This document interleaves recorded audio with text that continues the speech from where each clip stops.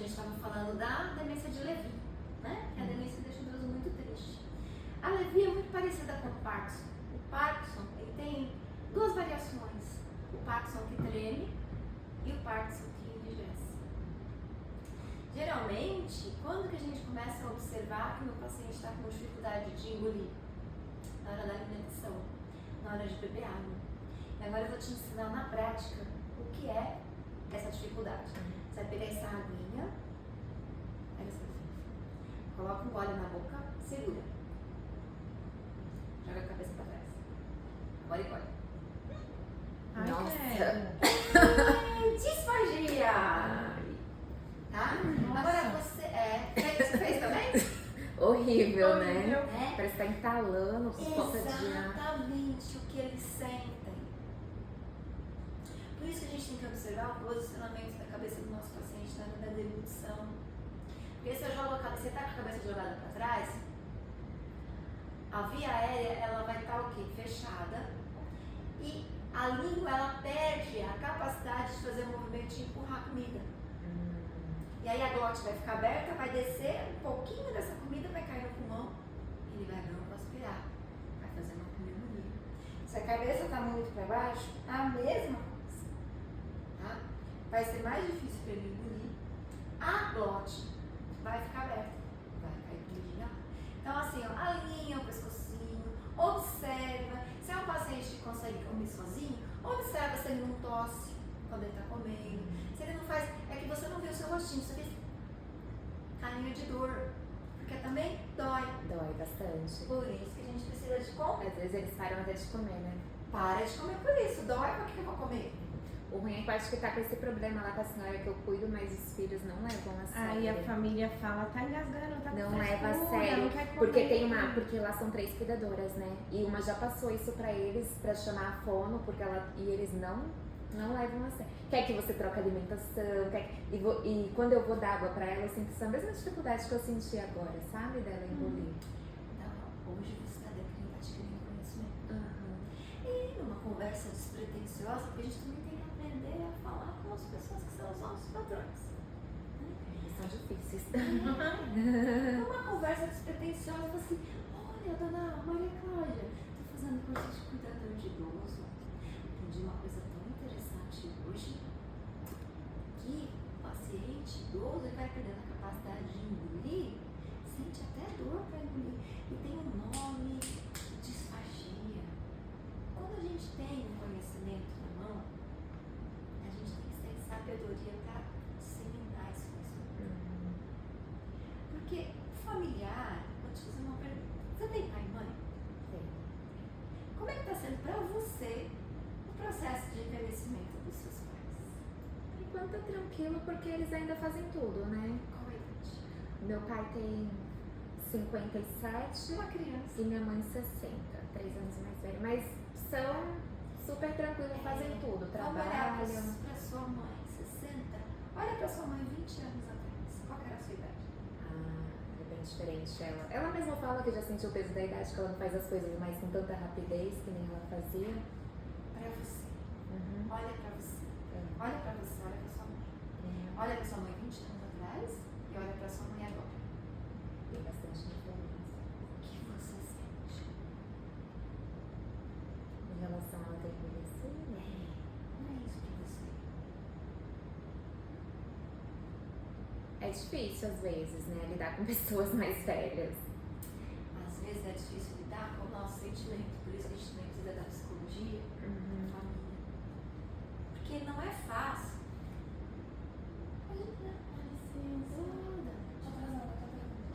Não é fácil a gente olhar para nossa mãe e nosso pai, que são os nossos heróis. A gente olha para a mãe e para o pai assim, nossa, olha o tamanho da minha mãe, olha o tamanho do meu pai.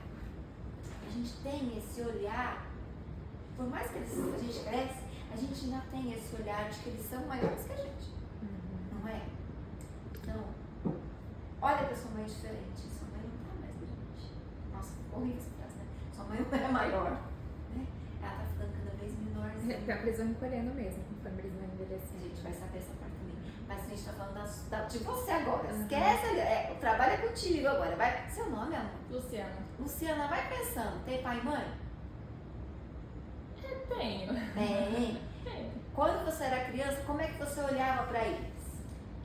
Eu fui criada com meus avós, então eu tenho um olhar bem diferente na questão dos pais, mas a questão das pessoas De mais pessoa. velhas. Mais Pra velha. mim, a minha avó era minha base, né? E meu avô também. E aí, quando você conheceu sua avó e sua avó, seu avô, ele tinha quais idades? Quando você nasceu, eles tinham qual idade? Ah, eles eram bem novinhos. Eles não tinham nem 30 ainda. Seus avós? Meus avós. É porque assim, a minha avó ela teve filho muito cedo. E a minha mãe também teve filho muito cedo. Faz parte. Então todo mundo da família é mais novo, entendeu? Eu não tenho nem meu avô nem minha avó hoje, mas assim, eles tinham uma idade bem. Então tá, 30 anos sua avó. É, ela é mais nova. Então, você viu uma mulher de 30 anos, então você acompanhou o processo de declínio, né, dela. Como foi pra você? Olha, eu acho que quando você tem praticamente uma idade assim mais compatível, você tem uma visão diferente, porque você vê aquele, tipo o pôr do sol, né? É muito interessante isso. Então você vai acompanhando a sol subindo aquele auge, tipo aquela pessoa maravilhosa, linda, depois você vai vendo a pele, tomar as ruguinhas, e é diferente isso. Seu sentimento. Eu falei que a minha era diferente. Né? Eu quero saber seu sentimento. É esse sentimento, sentimento de afloramento. O seu Pra sentimento de afloramento. Pra eles, eu vendo eles. E você vendo eles degradarem, vendo eles deixarem de fazer funções, de não conseguirem se alimentar mais. Acho que dá de preocupação. Eu fico com medo do futuro. Né? Eu não tive esse medo. Eles foram da roça, então eram pessoas fortes que até o final da vida trabalharam Sim. e tipo, lidaram com tudo. Então ver eles, mesmo com 80, 90 anos, ainda indo pra roça, cuidados assim, pra mim foi muito gratificante ver eles nisso. Mas eles desempenhavam a mesma função que eles faziam com 30? Não tão forte, mas desempenhavam. O não tão forte. Porque eu acho que não tinha Onde te mais, pegou? né? A casa do seu sentimento. Você já vai entender o porquê disso. Olha, é o que eu falo. Foi fácil pra você ver sua avó e seu avô envelhecer, perder função, e você ficar olhando pra eles e você, mas eles vão estar aqui amanhã? Ou depois da manhã? Foi fácil? Eu não tenho esse sentimento. Eu sei que eu vou ver eles em algum momento depois. Então, pra mim, era tipo assim: o meu pensar agora é minha vez, agora eu tenho que cuidar. Agora eu tenho que fazer mais pra deixar eles mais tranquilos. Mas eu pensava na perca em si, deixar o ambiente pra eles mais fácil, pra eles não terem aquela necessidade de eu tenho que fazer. Tá. Lu, tá sendo fácil ver sua mãe envelhecer? Não. Aquela heroína? Não, porque ela era uma pessoa muito grande que fazia de tudo e hoje ela tá com limitações. E aí eu vendo minha mãe murchar, porque eles murcham, né? E minha mãe sempre foi muito bonita. A minha também. Eu olho pra isso e falo, meu Deus, como que vai ser o depois? É isso que eu penso, entendeu? E acima de tudo, eu penso também como que vai ser a minha vida, né? Porque praticamente eu não vivi, né?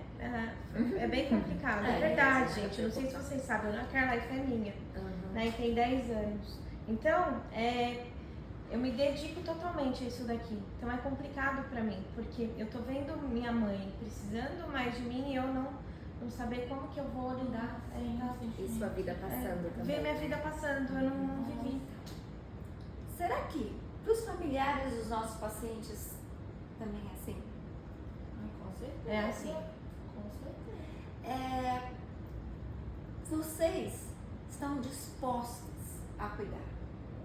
Tá ali, latente dentro do coração de vocês, né? E até a parte financeira, né? Podia estar gastando dinheiro comigo, tô comprando comida pra ele, tô comprando isso pra ele, isso aqui, tudo. Exatamente. Então a gente tem que entender que quando a gente vai cuidar de uma pessoa idosa, a gente vai cuidar só da pessoa idosa? Não. A gente vai cuidar da família também. Se tiver cachorro, do cachorro, do papagaio, do periquito e dependendo da situação, da vizinhança todinho. Eu acho que a família, às Psicológico vezes, da família, né? às vezes, acho que a família é mais difícil do que o idoso. Com certeza. Viu? Nossa. Aí eu vou te explicar por que a família é difícil. E os idosos ficam difíceis na frente da família. Por quê?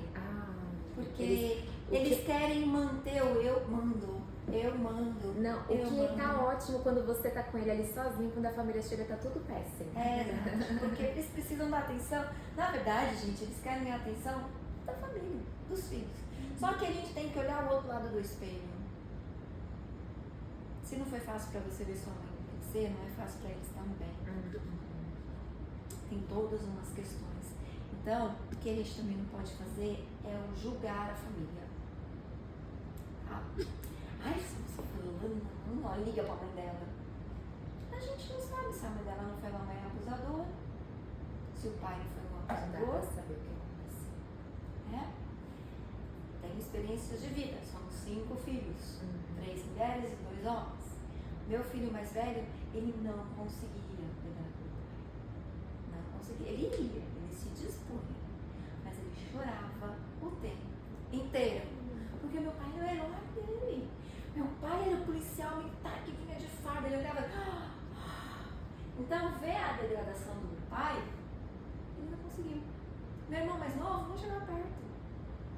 Porque ao contrário do meu irmão mais velho, a gente tinha uma diferença de idade assim muito gritante. Então, o meu irmão mais novo, quando meu pai adoeceu tudo, ele tinha 36, 37 anos, para ele ainda era o herói. Ele não conseguia enxergar o envelhecimento do meu pai, porque ele olhava para o meu pai com aquele olhar de que ele é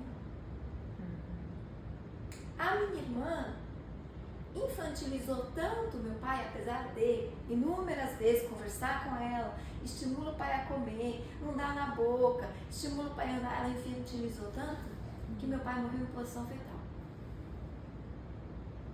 Encolhido. Porque era o comecinho da nossa aula. A gente estava falando que a gente tem que preservar o cognitivo do nosso paciente. Sim. Porque ele precisa ser estimulado, porque senão ele vai perdendo cada vez mais função. E aí a gente infantilizando a pessoa, a gente vai tirando esse cognitivo. Se a gente troca o nome, vó, cadê a pelinha mais bonitinha? Vamos papar? Cadê a mãozinha? Vamos trocar a fraldinha? A gente não fala assim nem com criança. Fui falar com meu sobrinho de 3 anos assim, ele me perguntou se tá precisando de um psiquiatra. Eles falam mesmo, as crianças hoje em Tá dia. precisando de um psiquiatra, Didi? 3 anos. Aí eu falei, putz, né? Foi um tapa na cara. Então, a gente precisa preservar, né? Por que uma educação física? Junto com o fisioterapeuta, para manter a mobilidade. Que a gente precisa, nosso corpo foi feito para mobilidade. Quando a gente envelhece, a gente fica que nem Raul, né? Na música, com a boca escancarada, cheia de dentes, esperando a morte chegar. E a gente não pode permitir. A gente não pode permitir que os nossos pacientes fiquem nessa situação. Por quê? A gente está fazendo nosso trabalho direito? A gente está cuidando direito? Não tá. Se eu permito que a cada dia meu paciente degrade cada vez mais, não estou fazendo meu processo de cuidar direito, não. Tem que estimular. Percebo que ele tem dificuldade de comer? Adapto uma colher. Deixa eu ver as coisinhas aqui.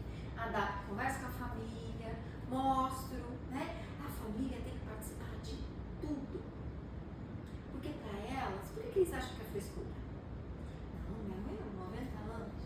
Minha mãe está lúcida. Então, para alguns, lucidez é diferente do que a lucidez é para a gente. Um paciente que conversa, um paciente que anda, não é um paciente lúcido. A lucidez ela é muito mais complexa do que isso. E durante o decorrer das nossas aulas, a gente vai desvendando o processo da lucidez, tá? Farmácia, medicação. Bom, lição de casa para vocês. Vai ter um montão lá, tá? Lição de casa. Medicação.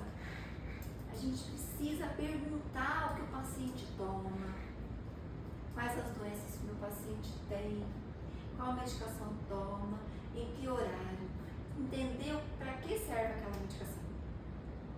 Vamos dar um exemplo. Meu paciente está em jejum para fazer um exame e ele é diabético. O exame estava marcado para as 8 horas da manhã. A mocinha atrasou. Ela poderia ter atrasado? Não. Entra lá no começo da aula. Não foi responsável. Sempre que a gente se atrasa, sempre que a gente deixa de exercer alguma das nossas funções, a gente está impactando na vida do outro, né? E aí ele tem que tomar 8 horas da manhã o remedinho da diabetes, gente. E ele está em jejum. E a menina não chegou para colher o sangue dele. Eu posso dar esse remédio? Posso dar? Eu acredito que não. Posso, Lu? Por causa da coleta, não, mas vai deixar o paciente sem a medicação, o erro é da pessoa que está atrasada, não de quem está ali. Exato. Mas se vamos lá, eu dou o remédio. Lembra que eu falei que o paciente está em jejum? Sim. E para que serve o remédio da diabetes? Para que serve o remédio da diabetes? Ah, peguei você. Controlar o açúcar, né? Para controlar a glicose. Tá. Se meu paciente está em jejum, ele vai comer? Se eu der o remédio da pressão para ele, vai acontecer o quê? Ele vai ter uma complicação Acho que chamada vai passar hipoglicemia. mal. Ele vai morrer. Só. Então, entender para que serve cada medicação do paciente me dá uma gama de cuidado maior. Se meu paciente está com 10 por 5 de pressão, vocês vão aprender a pressão aqui, a ferir, né? Vocês vão aprender a ferir a pressão. 10 por 5 de pressão. E ele tem 10 horas da manhã que tomar o remedinho da pressão. Eu vou dar o remedinho da pressão para ele? Mas eu posso não dar a medicação? Mas a pressão está baixa, vai dar um remédio. Mas eu posso sim deliberadamente suspender o remédio? Mas se você dá, você matou o paciente. Então, Antes de dar a medicação, Tem que dar um você café da precisa manhã. comunicar. Sim. Às vezes, amor, não é café da manhã, é desidratação. Desidratação também, hipovolemia baixa. Pressão, vocês vão aprender isso. Então, a gente nunca pode deliberadamente fazer as coisas. Eu sei que se eu der remédio de pressão, vai fazer mal. Mas eu preciso comunicar. Eu preciso entender para que serve aquele remédio, para eu ter o quê? Sabedoria para aplicar, administrar ou não administrar a medicação. Mas antes de tudo, eu tenho que ter o discernimento de comunicar com a família. Olha, dona Maria Cláudia, dona Mercedes está com a pressão 10 por 4. Tem o remedinho da pressão agora. O que eu faço? Diante de uma situação dessa, o que vocês fariam? Então, como você acabou de falar, comunicar a família. Tá. Ou a gente pode fazer adiantar, né? Se o remédio daqui 1 hora, eu posso aferir a pressão dele agora, verificar como é que está a pressão, oferecer água, alguma alimentação na hora, aferir novamente e Vocês verificar. acabaram de aprender que às vezes a pressão está baixa por falta de água. Hidrata o paciente, está desidratado. Dá aguinha para ele. Porque assim, o remédio de pressão, a grande maioria deles trabalham como? Eles vão lá no sódio. Onde tem água, onde tem sódio, tem água. Então, quando você dá água para o paciente, ele vai ter mais volume. O rim vai trabalhar melhor, vai conseguir controlar, porque é o rim que controla a sódio potência. Tá? Geriatria é a ciência que estuda o processo do envelhecer. Assistência social é porque, gente, tem muito, mas muito idoso que não tem família. Tá?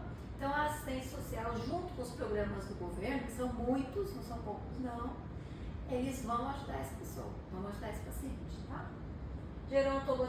Geriatria é o médico, né? É o geriatra, é o que estuda o processo de envelhecimento, e a gerontologia é esse processo, tá? É a ciência. Olha só, 32,9 milhões de velhinhos. Eu posso chamar o velhinho de velhinho? Não, mas tá delicado. Ah, velhinho. Oh, meu velhinho queridão. Eu posso chamar o velhinho de quê? Eu chamo pelo nome. Exato. Né? Eu chamo pelo nome. Dona Lucimã, Dona Luciana, Dona Maria Clara, Dona Daniele, Dona Luciana 12. Só pra me deixar confusa. Toda a turma tem gente com nome igual. Eu já sou uma jovem senhora de 52, menopáusica, não lembro nem meu nome às vezes. Tá? O que é autonomia, né? Capacidade de decisão e de comando. Todo mundo tem autonomia? Sim. Até as crianças que têm deficiência cognitiva têm autonomia, tá? Independência, capacidade de fazer suas atividades do dia sem precisar da ajuda de terceiros. Tá? Então, Olha a lucidez aqui de novo, gritando para você. Todo paciente lúcido, ele é independente? Nem todos. Não. Porque se ele precisa de alguém para ajudar, ele já perdeu a independência. Mas, gente, é ajudar, é auxiliar, não é fazer por ele, tá? Essa é a parte que a gente faz errado. A gente quer ajudar, a gente acha que a gente está ajudando, fazendo as coisas, a gente está atrapalhando só o processo, tá? E a comunicação, né? Como eu falei com você agora há pouco. A comunicação tem que ser clara, concisa. Tá? Usar a comunicação não violenta. Quer ver? Bom dia! Bom dia. Sendo você uma senhora de 90 anos, qual bom dia você ia querer? Ah, com certeza um bom dia mais calmo, né? Porque às vezes a pessoa não gosta nem de barulho. Exato. Normalmente Não, idosos não gostam.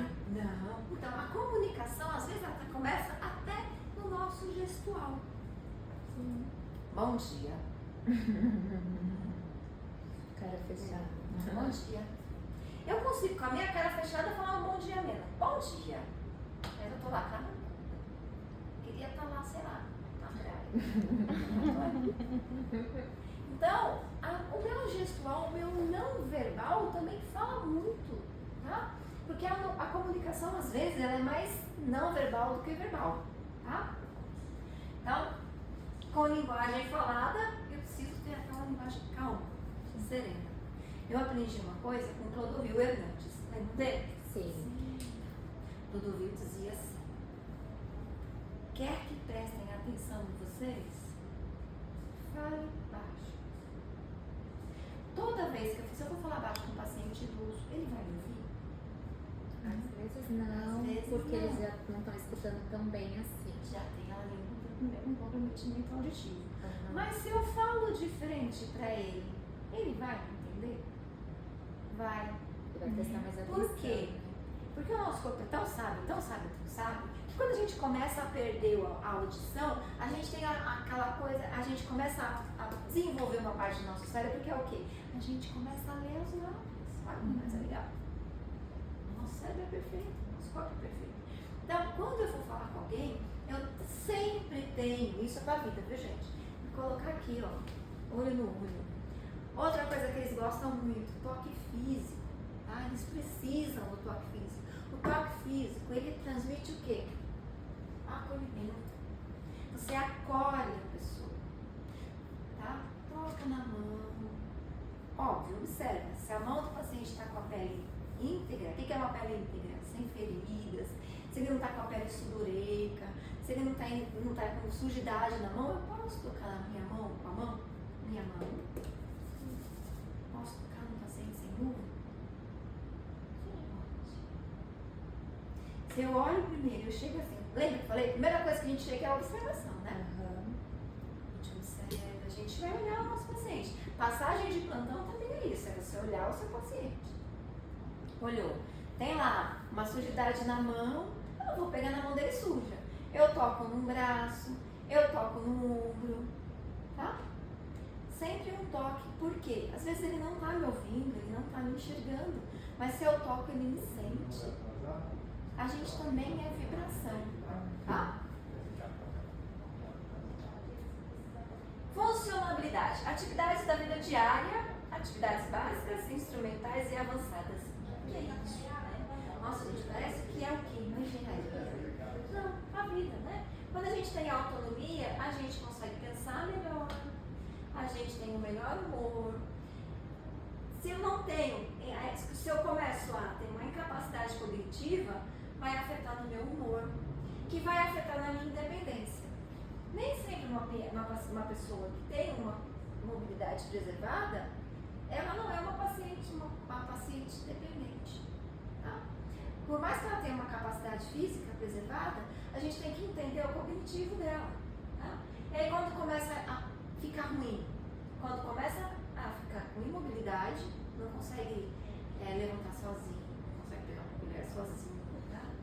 Começa a perder a capacidade dos esfíncteres. Vocês sabem o que são os esfíncteres? são válvulas. A gente tem válvula esfincteriana na região uretral e na região anal. Lembra lá quando a gente usava fralda? Quando era bebês, né? Que a mãe ensinou que a gente tinha que segurar o xixi. Conforme a gente vai envelhecendo, a gente vai esquecendo. Não é só nome das pessoas que a gente esquece. Não é só o endereço da casa. A gente esquece de segurar o xixi. E aí quando é mulher é pior ainda, né? Porque aí ela tem uma fragilidade dos músculos da região pélvica.